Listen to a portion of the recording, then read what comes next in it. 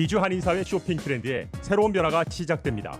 미주 한인들을 위한 아마존 스타일의 홈쇼핑이 탄생했습니다. 최신 트렌드에 맞는 발빠른 상품 업데이트로 언제든 최신 상품의 쇼핑이 가능하고 까다롭고 엄격한 제품 선정을 통해 최상의 품질을 보장합니다. 인터넷이 어렵다고요? 친절하고 전문적인 고객 서비스에서 상담부터 결제까지 도와드립니다. 로그인 필요 없이 복잡한 주문 프로세스를 모두 없앴습니다. 이제 한국 제품 미국 내 쇼핑은 한국 홈쇼핑이 최고입니다.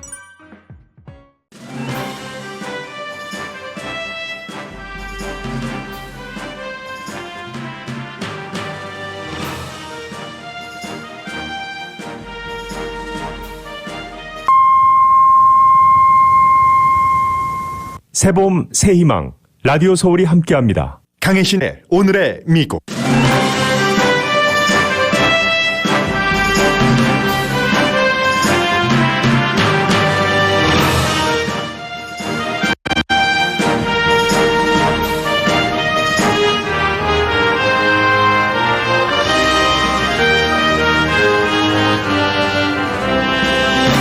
미국 양당의 한 축인 공화당이 상당히 위험합니다. 공화당 성향 신문인 월스트리트저널이 위험한 공화당에게 경고 사설을 실었습니다. 트럼프에 대한 복종이 당에 대한 충성도에 앞선다면 공화당은 도시 인근 유권자 표를 계속 잃어가는 것에 익숙해야 한다는 경고입니다. 아들 부시 전 대통령도 공화당이 지금처럼 백인 개신교에만 고집하면 아무것도 못할 것이라고 경고했습니다. 코로나 바이러스 감염은 미국과 유럽에서 전반적으로 줄어들지만 일부 지역에서는 늘어납니다. 백신 접종을 높이기 위해 뉴저지주에서는 21살 이상의 백신 접종자에게는 맥주를 줍니다. 오레곤과 플로리다주를 보면 미국의 바이러스 사태가 끝나지 않았음을 알 수 있습니다. 플로리다주에서는 하루 5,000명이 감염되는데 주지사는 모든 경제활동을 제한하지 못하도록 하는 행정명령을 내렸습니다. 빌 게이츠 부부의 이혼 발표는 개인적인 이슈보다는 세계의 교육과 의료, 경제 시스템에 영향을 준다는 면에서 더욱 중요합니다. 세계 최고의 레스토랑 평점을 받은 뉴욕 레스토랑이 고기와 어류를 메뉴에서 다음 달부터 뺀다고 발표했습니다. 식당업계의 추세가 될지도 주목되고 문화 전쟁이라는 지적도 나옵니다. 경찰개혁은 여전히 전국에서 핫버튼 이슈입니다. 경관에 의해 숨진 흑인의 장례식에는 다른 흑인 피해 가족도 참석해 이슈화되고 대학에서는 교수와 학생이 논쟁 끝에 교수가 일단 휴직을 하기도 합니다.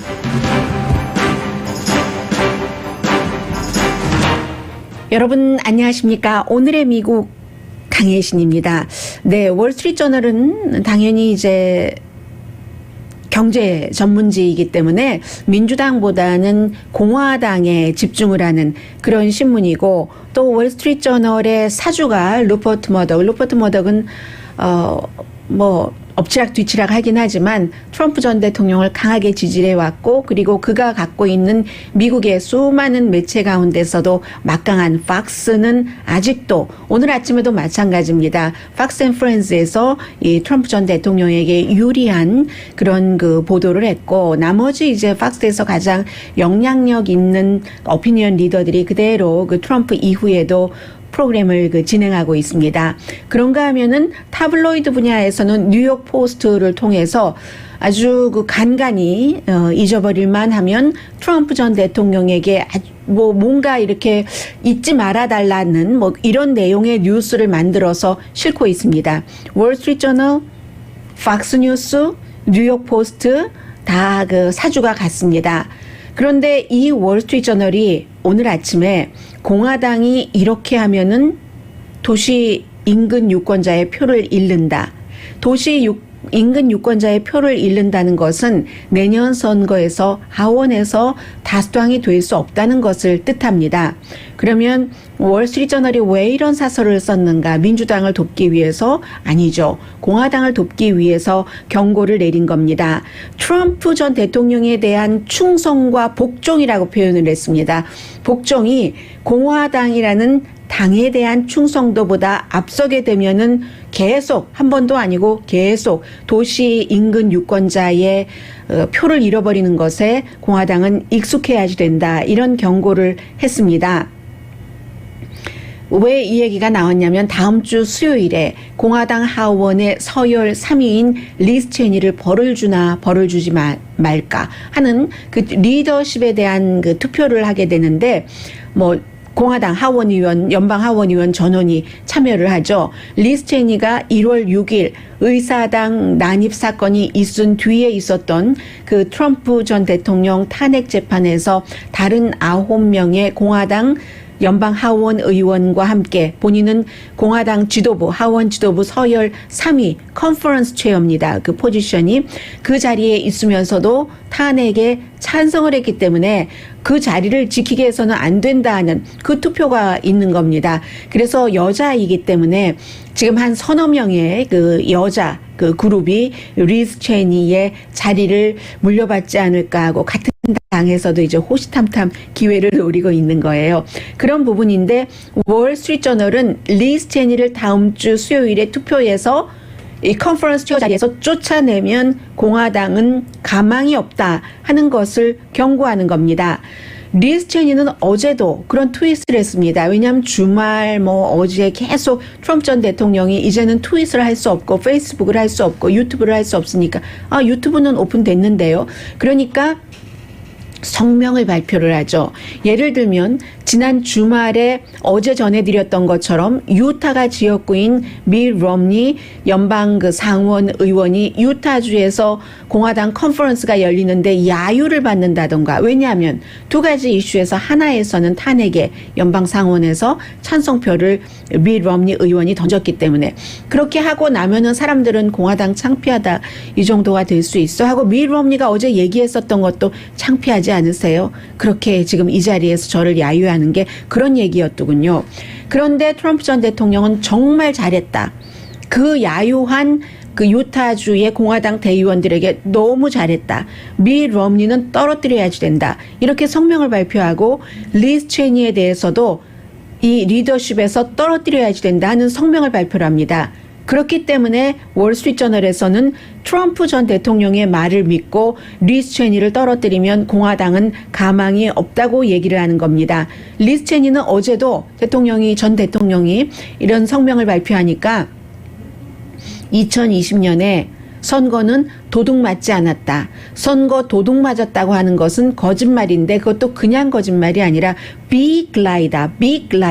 이런 식으로 얘기를 했어요. 그리고 법 질서도 지키지 않고 민주주의 시스템에 독약을 친다. 선거가 부정선거였다고 얘기하는 것은 민주주의 시스템에 독약을 치는 거다. 공화당의 연방하원 서열 3위인 리즈 체니가 이런 얘기를 하니까 그를 쫓아내야지 된다고 공화당 같은 연방 상원 의원 가운데서도 목소리를 높이는 사람이 있는 겁니다. 월스트리트저널은 공화당이 음모론자인 초선 의원 조지아주가 지역구인 마조리 테일러 그린 의원에게 아주 그 강한 벌을 주지 않으면서 리즈 체니 의원이 이런 얘기를 했다고 해서 투표를 그렇게 했다고 해서 쫓아내면 가망이 없다는 얘기인데 월스트리트저널도 공화당을 지지하는 신문이지만 지난번 선거가 부정선거가 아니라는 것을 인정을 하는 그런 그 신문입니다. 원칙에 그랬기 때문에 이런 가장 중요한 것은 하원의 지도부잖아요.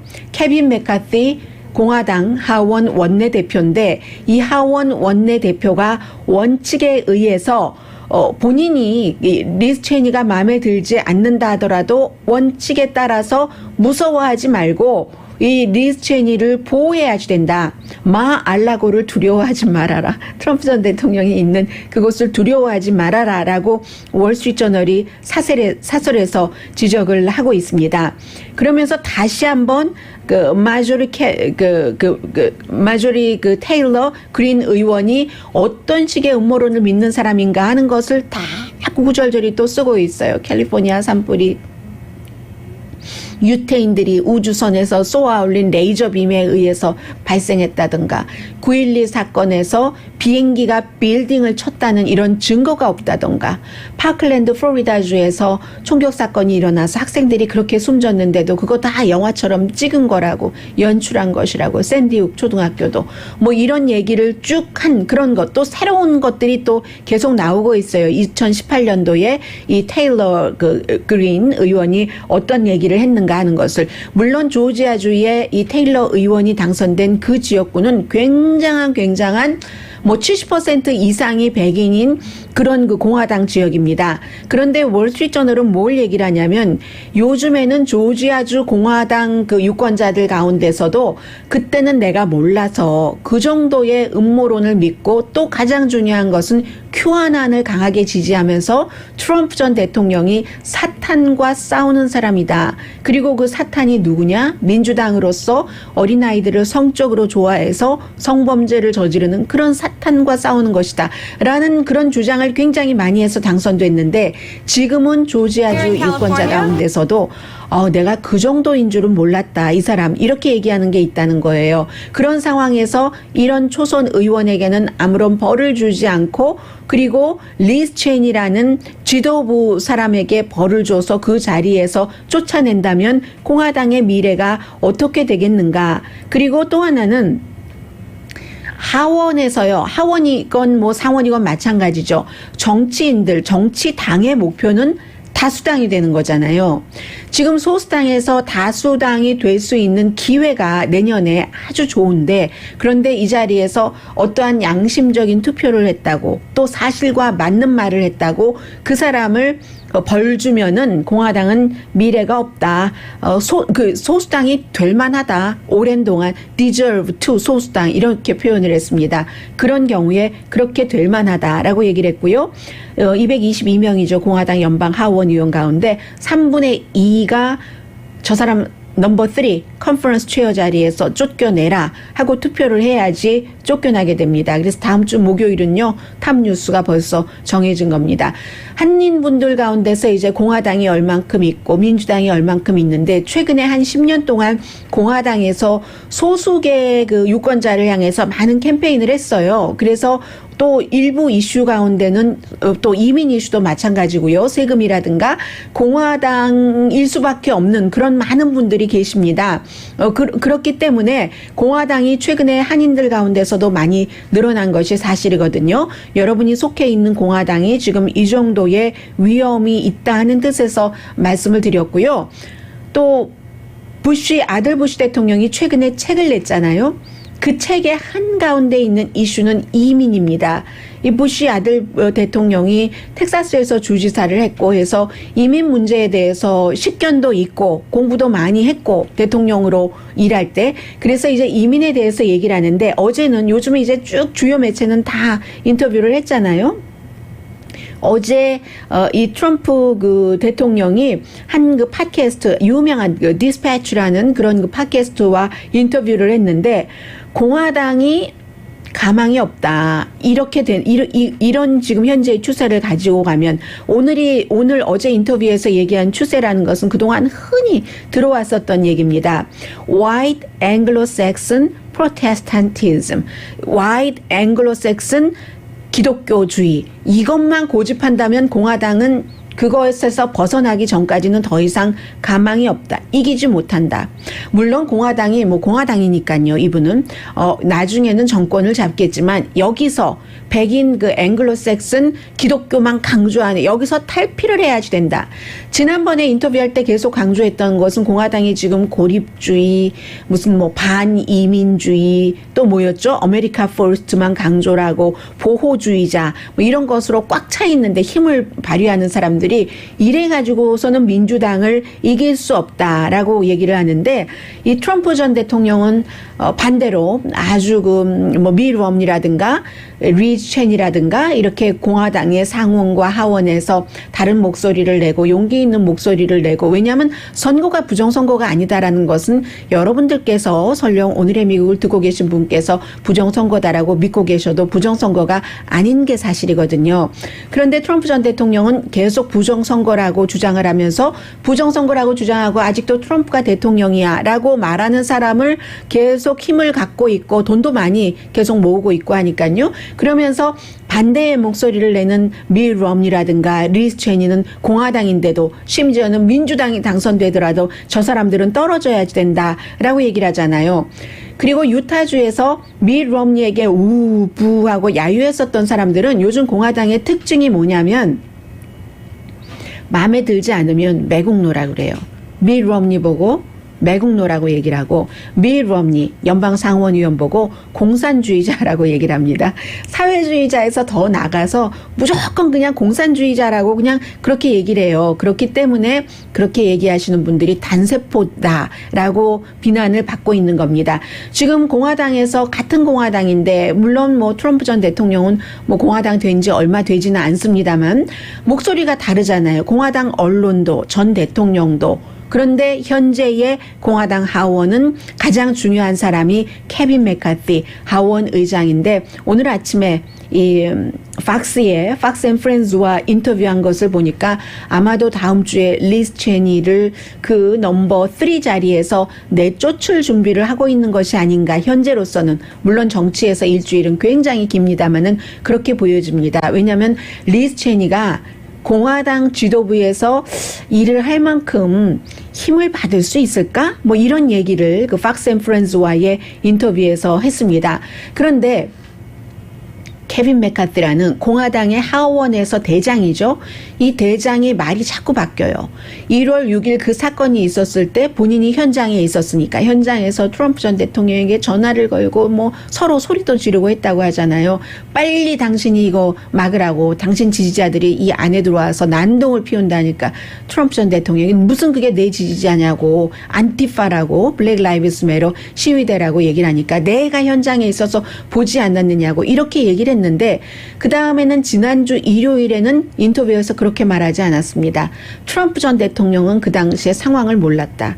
내가 전화를 해줘서 의사당 상황을 알려주고서야 트럼프 전 대통령이 알았다. 말이 다르잖아요.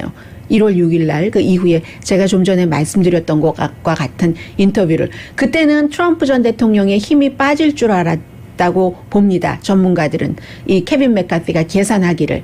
본인은 지금 본인도 그 자리를 지켜야 되고 다른 의원들도 숫자를 뭐 지금 5명만 더 되면 다수당이 되니까, 그렇게 될 때 그러면 그 아랫사람들이 많아지는 거잖아요. 정치는 파워기 때문에 다수당의 대표와 소수당의 대표는 하늘과 땅 차이고 하원 의장이 되는 건데, 그렇고 본인의 입장도 그러니까 트럼프 전 대통령이 1월 6일 이후에 힘이 쫙 빠질 줄 알고 대통령을 비난하는 말을 했다가 싹 보니까 아니니까 유권자들이 그 대통령에게, 트럼프 전 대통령에게 아직도 그 지지하고 하는 세력이 있으니까 이 케빈 메카티가 지금 현재로서는 마 알라고에 붙어 있는 겁니다. 마 알라고의 힘이 어떤 형태로든지 빠지면은 이런 경우에 다시 빠져나올 수도 있는데, 그런데 월스트리트 저널이라는 1800년대부터 1890년대쯤일 거예요. 그때부터 만들어져서 미국 보수 정치에는 굉장한 영향력을 미치는 월스트리트 저널이 이거 공화당이 위태위태하다라고 얘기를 해도 지금 공화당의 지도부는 이 트럼프 전 대통령 쪽에 많이 가고 있다 하는 그런 일이기 때문에요. 지금 다음 주 일단 그 수요일이 돼 봐야지 공화당의 가까운 미래가 어떻게 될지 알 수 있는 상황이 됩니다.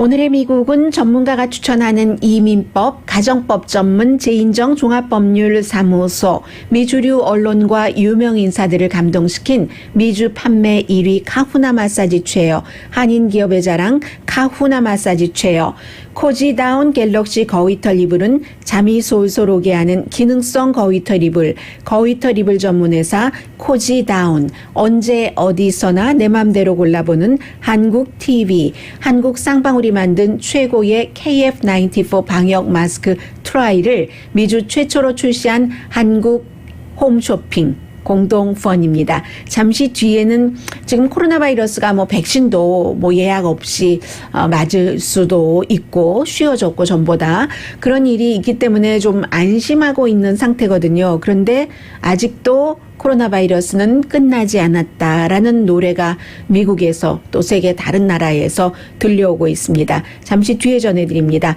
그리고 저희 라디오 서울 한국일보 미디어 그룹 또 MCCN은 대도식당에서 매주 화요일 지금 2번 했죠. 첫 번째 맞으신 분들도 이제 예를 들어 조금 있으면 맞으셔야지 될 기회가 아니라 오네요. 파이저 같은 경우는 이번 주 목요일도 다음 주 목요일도 저희는 계속 합니다. 그런데 쉽게 어디 가나 무료로 예약 없이 맞을 수 있어요 하는데 좀 다른 게 있어요. 어디를 가시나 여러분들께서 서류 작성하셔야지 되는 그런 부분들이 있거든요.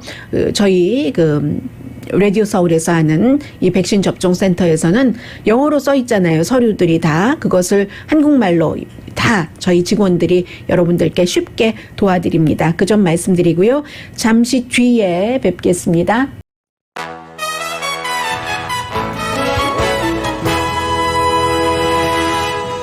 라디오 서울 방송 오늘의 미국 듣고 계십니다. 네, 지금 텔레비전 보니까 세틀 마리너스도 백신 접종을 받으면 팬들에게 티켓을 드린다 하는 뉴스가 나옵니다. 뿐만이 아니라 뉴저지는 주 차원에서 백신 많이 맞으십시오. 역시 이게 이제 주가 블루 스테이트냐 레드 스테이트냐에 따라서 다릅니다. 정치인이 뉴저지는 필 머피 주지사가 민주당이잖아요. 21살 이상 첫 번째 백신 접종 맞으면 그걸 가지고 어디 특정 장소겠죠. 가면은 맥주를 무료로 준다. 이런 얘기도 있고요. 어제 나온 뉴스를 보니까 블루 스테이트, 레드 스테이트 당연히 블루 스테이트가 백신 접종률이 캘리포니아주처럼 아주 높은데 해서 레드 스테이트에서 거부율이 많기 때문에 미국에서 집단적인 이 백신 면역성 이 코로나 바이러스에 대한 집단 면역은까지 이루지 못할 수도 있다는 얘기도 나옵니다. 그러나 그럼에도 불구하고 안전할 정도까지는 된다고 보거든요. 물론 변이 바이러스가 지금 변수인 겁니다. 영국 변이 바이러스 같은 경우는 그래도 지금 미국에서 미국 분들이 맞으신 백신이 효력이 있다고 하는데 그 밖에 무슨 인도라든가 브라질이라든가 사우스 아프리카라든가 계속 변이 바이러스가 만들어지고 있기 때문에 그게 좀 걱정이 되고 백신에 대해서는 그렇기 때문에 지금 오렌지 카운티나 로스앤젤레스나 백신 접종을 어떻게 하면 많이 하는가 해서요. CBS 같은 약국에서는 직장이나 교회로 찾아가는 겁니다. 이동식 저희 회사에서 하는 것처럼 이동식 백신 접종 센터를 들고 가는 거죠. 간단하게 독감 예방 접종 저희도 회사에 의료진들이 오셔서 저희 접종을 해주셨거든요. 계속 그런 형태로 이 코로나 바이러스 백신 접종도 직장과 교회에 가서 한다. 대체적으로 많은 분들이 예약하고 예약하지 않아도 된다고 해도 그게 가면 혹시 내가 갔었을 때 너무 많이 기다리는 것 아니야. 여러 가지 예측 불가능한 일들이 있잖아요. 그런데 내가 일하는 곳에 우리 교회에 와서 백신 접종을 해주겠다 하면은 훨씬 심리적으로 맞으시려는 분들이 많기 때문에요. 그것도 또 이제 의료진들이 와서 설명도 하잖아요. 어떤 경우 이제 꺼리시는 그런 분들이 계시면 이것이 어떻다 하고 페이스 투 페이스로 설명을 해주시니까 그런 노력도 지금 하고 있고요. 그리고 식품의약국에서는 12살에서부터 15살 사이에도 파이저 앤 바이오엔텍 백신을 맞을 수 있도록 아마 허용을 할 모양입니다. 빠르면 이번 주말 아니면 다음 주 초까지는 이 같은 발표를 할 것 같고요. 미국과 유럽에서 전체적으로 이 바이러스 감염률이 줄어드는 것은 사실입니다. 로스앤젤레스만 하더라도 일요일뿐만이 아니라 월요일에도 사망자가 없었습니다. 그런데요, 이게 뭐 뉴욕도 그렇고 또 어디죠? 뉴저지, 커네디컷 이런 지역도 5월 19일에 이제 오픈을 하거든요. 뭐 로스앤젤레스 같은 경우는 내일 모레 사이에 많은 부분들이 오픈을 하겠지만, 그런데 미시건은 아직도 그 영국 변이 바이러스 때문에 고생을 좀 하고 있고, 오레곤이 지금 문제입니다. 오레곤은 캘리포니아주로 볼 때는 위잖아요. 워싱턴, 오레곤 이렇게 돼 있는데, 이게 이제 오레곤주는 인도 그 변이 바이러스가 퍼지면 어떻게 하는가, 이것을 굉장히 지금 걱정하고 있고, 오레곤주도 주지사가 민주당이잖아요. 그 케이트 브라운 주지사이기 때문에 무척 신경을 쓰면서 오레곤에서 요즘 그 늘어나고 있기 때문에 예를 들어서 15개의 오레곤주의 카운티는 지금 굉장히 위험하다, extremely dangerous라고 경고를 하고 있고, 다른 많은 지역이 많은 것을 그 오픈을 할 때 식당이라든가 체육시설이라든가 그 밖에 여러 그 소매업소들을 3주일만 참자. 우리가 딱 3주일만 참자. 적어도 아무리 늦어도 7월 달에는 전부 오픈한다. 이런 형태로 얘기하면서 영국 변이 바이러스를 걱정을 하고 있습니다. 왜냐하면 이 영국 변이 바이러스가요, 지금 건강한 사람들도 걸리거든요. 젊은 사람들도 걸리거든요. 그래서 최근에는 미국에서 이 코로나 바이러스에 걸리는 사람이 전체적으로 22%가 젊은이라고 하는데, 이것은 꼭 변이 바이러스 때문만은 아니고 나이 드신 분들은 이제 백신 접종을 100% 받으신 분들이 많으시기 때문에 그래서 나오는 것이기도 합니다. 어쨌든 그 오레곤에 살고 계시는 분들도 적어도 한 번은 백신 접종 받으신 분들이 반 정도는 되는데, 그런데도 케이스가 늘어나고 있기 때문에 걱정을 하고요. 이게 이제 미국에서 어느 지역에 살다가 어떠한 비상사태를 맞느냐 할 때 나의 선택이 아닌 게 여기서 구분이 됩니다. 플로리다주는요, 어제 이제 공화당 주지사입니다. 공화당 주지사가 하루 케이스가 한 5,000 케이스네요. 그러면 오레곤주는 뭐 한 몇백 케이스 되거든요. 오레곤주보다 굉장히 540 케이스였네요. 그제? 그러면 5,000 케이스와 540 케이스면은 거의 그 10배가 많은데, 그런데도 오레곤은 조금만 참자 하는데, 플로리다주는 주지사가 론 디센티스 주지사가 어떤 행정명령을 내렸냐면은요, 만약에 주정부가 카운티 정부, 로컬 정부보다는 그 정부의 구조상으로는 제일 위에 있는 그 포지션이잖아요. 그래서 내가 제일 위에 있는데 어떠한 카운티 정부나 시 정부에서 코로나 바이러스와 관련해서 어떤 종류의 제한도 할 수가 없다. 어떤 종류의 제한을 해도 주지사의 권한이 맨 위에 있기 때문에 무효다 하는 그 같은 그 행정명령을 내렸습니다. 지금 그 사우스 아메리카가 아웃 오브 컨트롤이고, 플로리다주로 볼 때는, 그리고 이제 오레곤으로 볼 때는 뭐 인도의 변이 바이러스를 굉장히 걱정하는데, 그런데 이렇게 다르다 하는 건 말씀드리고요. 인도의 경우는 지금 이제 감염자가 2천만 명이 넘어서 미국 다음으로 사망자도 많습니다. 22만 명, 미국은 뭐 60만 명 넘었고요. 그렇기 때문에 이게 참 가난한 나라, 뭔가를 갖고 있는 나라와 갖고 있지 않은 나라의 차이죠. 미국이 인도보다 더 많은 사람이 감염되고 더 많은 사람이 사망을 했어도 지금은 이제 시점 자체가 코로나 바이러스를 컨트롤을 할 수 있는 시점이고, 미국은 백신이 많고 인도는 백신을 생산을 하지만 본인들이 확보하고 있는 백신은 없고 해서 다른 나라의 도움을 받아야지 되는 거죠. 하루 6만 5천 명 감염해서 최근에 4월 달 이후에 하루 감염자가 이렇게 많아요. 37만 명. 급속히 늘어나는 거예요. 지금 인도가 무서운 거예요. 게다 대고 그 인구가 많으니까 마치 로스앤젤레스 지역에서 코로나 바이러스 처음에 그 히스패닉이라든가 아니면 그 아프리칸 아메리칸들이 감염률이 굉장히 높았죠. 가족들이 모여서 사니까. 그것과 마찬가지 현상이 지금 인도에서 일어나고 있습니다. 하루 사망자가 뭐 300명 이상이 되고 지금은요. 뭐 새로운 감염자면은 세계의 전체 감염자 100% 가운데서 반 정도는 인도와 브라질 두 개 국가가 다 차지합니다. 그런데 공통점이 있어요. 이거 무효다 싶어도 보험을 들어두는 것처럼 그렇게 보험을 들기도 하는데 뭐 무효다가 아니라 또 꼭 활용이 되기도 하죠. 그것과 똑같이 인도와 이 브라질은요. 코로나 바이러스에 대해서 별로 그렇게 규제를 하지 않았어요.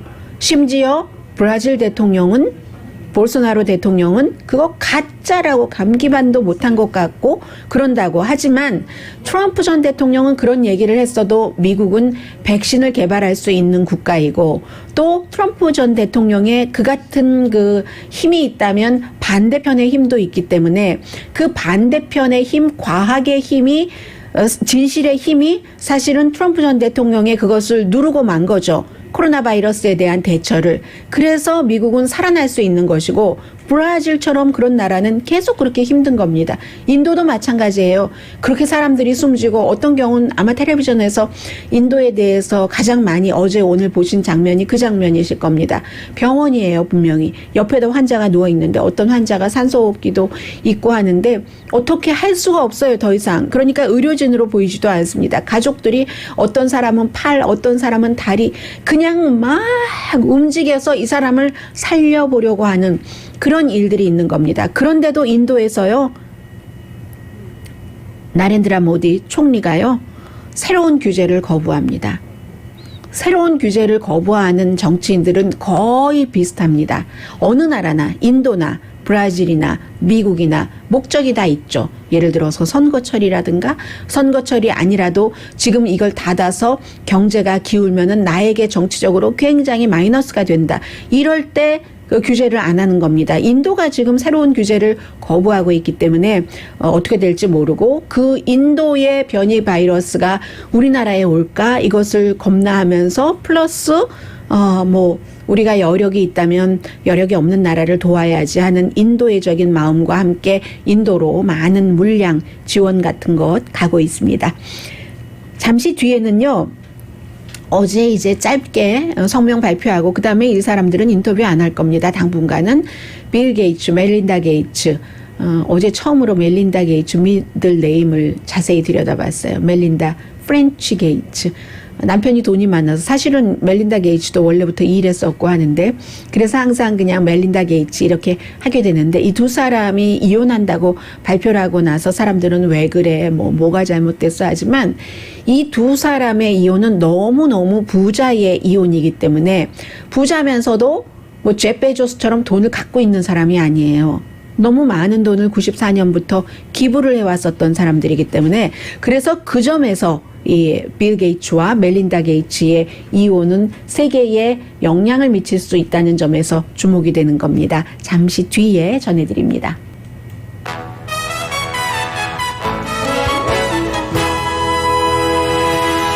라디오 서울 방송 오늘의 미국 듣고 계십니다. 네. 빌 게이츠가 마이크로소프트를 창업했을 때가 이제 75년이었었죠. 그리고 지금 나이가 65세, 멜린다 프렌치 게이츠가 56세, 9살 차이 나네요. 두 사람이 이제 94년도에 결혼을 해서 자녀가 18살에서 25살까지 3명이 있습니다.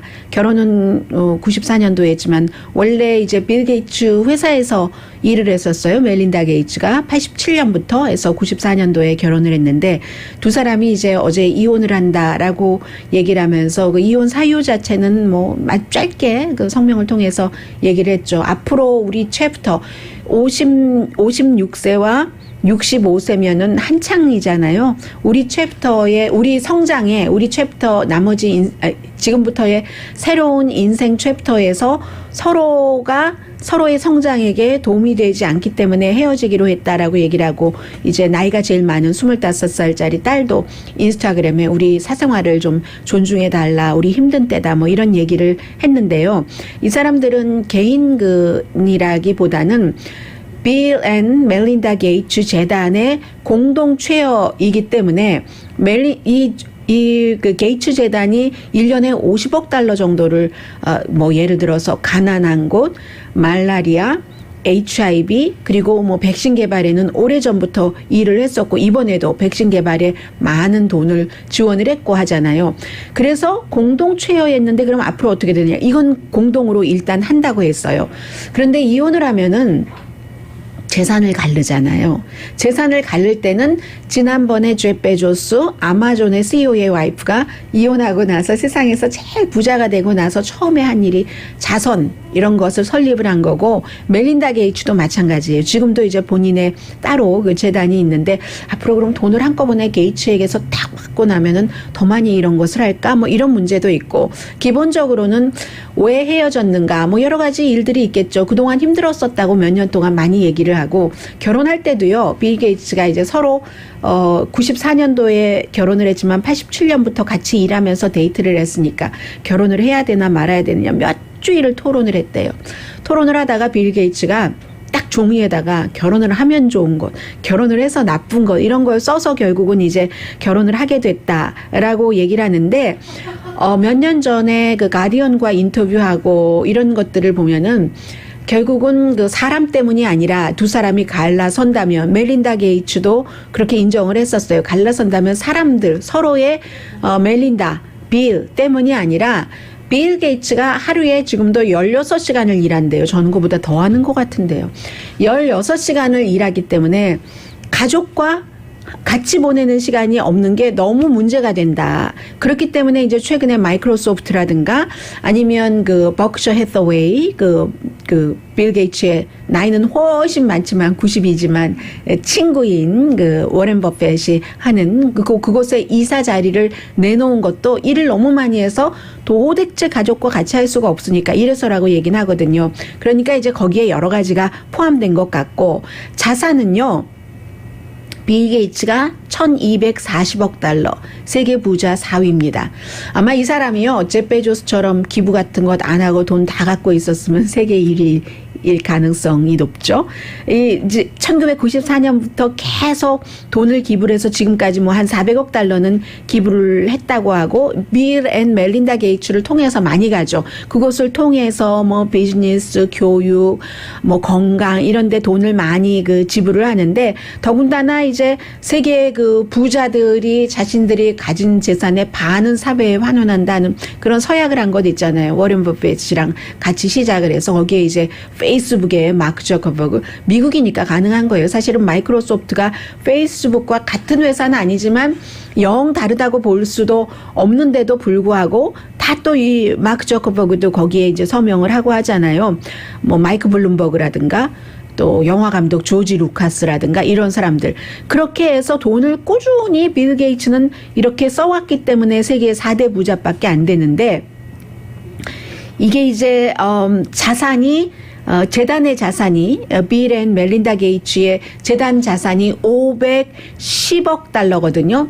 매년 50억 달러씩을 쓰는데도 그 자산이 어디에 투자한 것이 있기 때문에, 그렇기 때문에 이제 이렇게 많은 것이고, 뭐 세계적으로 그 빌 앤 그 멜린다 게이츠 재단의 직원이 한 1,600명 정도는 된다고 합니다.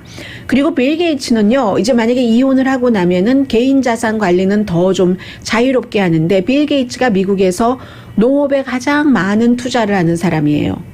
물론 투자 회사를 통해서 하는 것이지만요. 캐스케이드 인베스트먼트를 통해서 하는 거지만 농장을 가장 많이 갖고 있는 사람이고, 포 시즌 호텔 체인의 그 대주주입니다. 빌 게이츠가. 그런가 하면은 캐나다의 철도와 오로네이션, 그러니까 딜러십이에요. 가장 큰 딜러십의 뭐 대주주이기도 하고 그 밖에도 게이츠가 하는 일이 많죠. 개인적으로 와이프하고 분리해서 뭐 게이츠 벤처스라는 게 있고 멜린다 게이츠도 마찬가지예요. 피보털 벤처스라고 해서 이 투자를 주로 하는데 여성과 관련된데 멜린다 게이츠는 투자를 많이 하고 여성과 관련된데 기부를 굉장히 많이 하고 있습니다. 이혼하면 더 많은 자산을 자유롭게 쓸 수 있기 때문에 여성 관련 기부 같은 것을 더 많이 하지 않을까. 뭐 이런 것 때문에 사람들이 들여다보고 있는 뭐 그런 이유라고 보시면 될 것 같고요. 빌 게이츠나 멜린다 게이츠처럼 비행기를 타고 다녀도 오염이 덜 나오는 비싸도 그런 그 연료를 쓰는 비행기를 타고 다니는 사람들이 가는 식당입니다. 뉴욕에 뭐 프렌치 뭐 어쩌면 할머니의 음식이 훨씬 맛있을 수도 있어요. 그러나 현대 사회는 자본주의고 다 이렇게 마케팅을 하고 해야지 되니까 미슐랭 그 3스타 식당 뉴욕 식당이 11 메디슨 파크이라고 보통 사람들은 갈 수도 있지만 가려면 뭐 많은 것을 희생하고 가야지 되는 그렇게 비싼 이 식당에서요. 2017년도에는 세계 베스트 그 50 식당 가운데 넘버 원이었습니다. 넘버 원이었는데 그동안 쭉 이제 오픈을 못하고 있다가 다음 달에 대대적으로 오픈을 하는데 이 11 메디슨이라는 세계 넘버 원 식당이 육류와 어류는 메뉴에서 뺀다고 했습니다. 고급 식당에 가면은 막 입에 살살 녹는 무슨 뭐 있잖아요. 그걸 싹 뺀대요. 이 주인이면서 셰프가 같은 사람이거든요. 데니엘 휴미라는 분인데 이분이 이제 식당 웹사이트에 쓴 것 보니까 현재의 이 푸드 시스템이 여러 가지가 뭐 환경이나 뭐 이런 것과 다 맞지 않는다. 뭐 있잖아요. 고기 한 마리 잡으려면 그 소고기가 이제 뿜어내는 가스가 어떻게 돼서 뭐 지구 온난화를 얼마큼 뭐 이런 거 계산 있죠. 그런 형태로 이제 얘기를 하는 거예요. 이분이. 그러니까 어떤 사람이 이게 뭐지? 하고 진짜 어깨를 이렇게 들썩 올릴 수도 있으나 업계에선 이렇게 보죠. 완전히 하이엔드 식당이잖아요. 이런 하이엔드 식당의 비즈니스 모델이 될 것인가? 그러면 가장 최고급 식당이 고기와 생선을 완전히 뺀 채 손님들에게 서브를 한다면 그 아래 식당들도 이게 추세가 될 것인가? 뭐 이런 식품업계의 시작인가? 이런 것까지 생각을 해보는 거예요. 왜냐하면 그 정도의 그 파워가 있는 식당이기 때문에. 그래서 오늘 보면 뭐 내셔널 저널이라든가 아니면 그 애틀란틱이라든가 이런 잡지에서 전문 기자들이 이거 뭐야 하고 또 이게 또 요 며칠 사이에 팍스에서 팍스 낮에 무슨 뭐 아메리칸 스토리인가 이런 진행하는 그 호스트가 얘기하기를 바이든 대통령의 기후변화 정책은 사람들에게 고기를 못 먹게 할 것이다. 분명히 이걸 규제를 할 것이다. 한 달에 한 번만 고기를 먹으라고 하고 1년에 몇 파운드라고 하죠. 1년에 4파운드로 제한을 할 것이다. 막 이런 보도를 했어요. 실제로 팍스에서. 그리고 이 앵커뿐만이 아니라 뭐 많은 그 누구죠? 뭐 셔네니티가 아니라 터커 칼슨도 했고 존 로버츠가 이렇게 했어요. 존 로버츠가 누구예요? 지난번에 트럼프 전 대통령이 있었을 때 백악관 출입 기자입니다. 뭐 진행자가 한 사람은 아니에요. 코호스트인 이 애프터눈 쇼예요. 그 아메리카 리포츠군요. 아메리카 스토리가 아니라 거기서 막 그런 얘기를 해댄 거예요. 뭐 이게 기후 변화 이 정책이 고기를 못 먹게 하는 거야. 막 나중에 그 팍스가 뭐 사과하긴 했죠.